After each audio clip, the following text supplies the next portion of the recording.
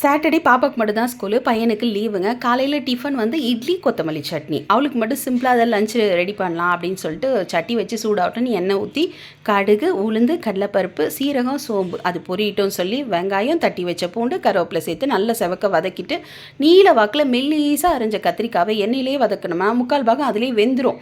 அதுக்கப்புறமா உப்பு, மிளகாய்த்தூள், மஞ்சத்தூள், கறி மசால் பொடி எல்லாத்தையும் சேர்த்து நல்லா வதக்கிட்டு போட்டு தண்ணி தெளித்து கொஞ்சமாக புளியை கரைச்சி அதில் ஊற்றி மூடி போட்டு வச்சிட்டோன்னு வச்சுக்கோங்களேன், நல்லா செவந்து அப்படியே சுருண்டு வந்துடும். அதுக்கப்புறமா கொத்தமல்லி தூவி நம்ம வடித்து ஆற வச்ச சாதத்தை அது கூட கலந்து லஞ்ச் பாக்ஸ் கொடுத்தோம்னா சூப்பராக சாப்பிடுவாங்க. இன்றைக்கி அதான் லஞ்ச் கட்டியிருந்தேன். எங்கள் அம்மா வந்துல இரும்பு சட்டியில் செய்வாங்களா, காயெல்லாம் அள்ளி வச்சுட்டு அதில் சாதம் போட்டு சுடு சாதத்தை போட்டு பெரட்டி அப்படியே பெரிய உருண்டை எனக்கும் என் அக்காவுக்கும் கொடுப்பாங்க.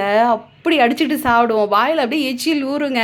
நீங்கள் சாப்பிட்ருக்கீங்களான்னு சொல்லிட்டு கமெண்ட் பண்ணுங்கள் சரியா? இதை ட்ரை பண்ணி பாருங்கள். இன்னொரு வீடியோவில் பார்க்கலாம். டாடா பாய்.